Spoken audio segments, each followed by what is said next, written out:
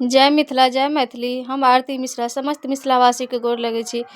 और आइ लबान सेहो छै और रवि शनि सेहो छै, तऽ सबके लबान और रवि शनिके पाबनिके बहुत बहुत शुभकामना।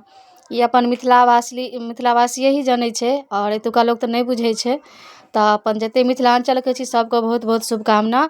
सबके दिनकर दीनानाथ रक्षा करथि, बाल बच्चा सबके आनन्द राखथि और अहूँ सब स्वस्थ रहू। आ हमरा लग कामना सेहो करू जे हमहूँ स्वस्थ रही, हमर परिवारो स्वस्थ रहै, जे जतऽ यऽ सब खुश रह आनन्द रह। तऽ देख सकै छियै एतऽ हम नैवेद्य दैके ओरिआन कऽ रहल छियै। तऽ एतऽ दूध और चूड़ा गुड़ लए कऽ आइ नैवेद्य पड़ै छै, तऽ वएह हम दए रहल छियै। छठमे 6 महीनाके हुनकर आइसँ हम भार उठबै छियनि। मतलब महीनामे एकटा हम करै छियै एक सँझा इजोरियावला। तऽ एतऽ हम सबकिछु देलहुँ, तुलसी पात, चूड़ा गुड़, सुपारी, 5 ठुमा सिन्दूर लगा कऽ फेर आरती हम कए रहल छी हिनका दिनकर दीनानाथके। और आरती कए कऽ फेर हम हुनकासँ माफी मङ्गै छियनि जे हमरासँ जे गलती भेल हैत से माफ करब दिनकर दीनानाथ। और सबके रक्षा करबै और पूरा परिवार जे जतऽ सबके आनन्द केने रहबै, सबके सुख शान्ति देबै अपना जिन्दगीमे। तऽ एतऽ हमरा सबके सबचीज भेट जाइए, केरा पात सेहो भेट जाइए। और एतऽ देख सकै छी हम 5 ठुमा सिन्दूर लगा कऽ दिनकर महाराजके लगा कऽ फेर अपना माङ्गमे भरलहुँ, जहिना हमर भरने रहब माङ्गके। और एतऽ हमरा कोनो चीजके दिक्कत नहि होइए, केरा पात, तुलसी पात सबकिछु भेट जाइए।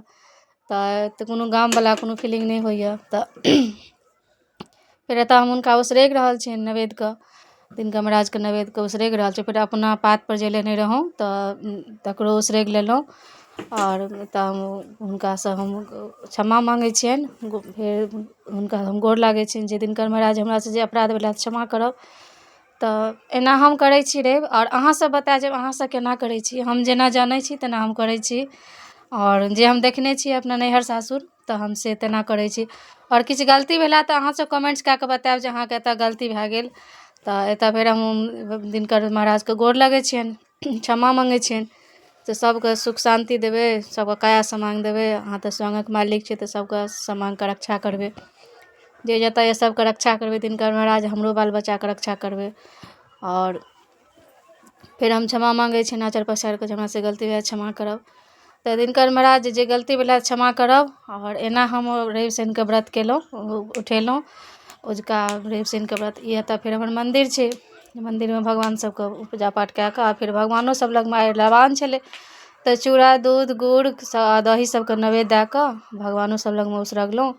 और तऽ हम चूल्हा रखने छी अलगसँ, इलेक्ट्रिकवला चूल्हा रखने छी, तऽ ओहीपर मे हम अपन पूजा पाठके जे जेना होइए तऽ हम ओहीपर मे करै छी। तऽ केहन लागल हमर वीडियो से अहाँसब बतायब। और तऽ देख सकै छी हम खाए लेलहुँ हँ।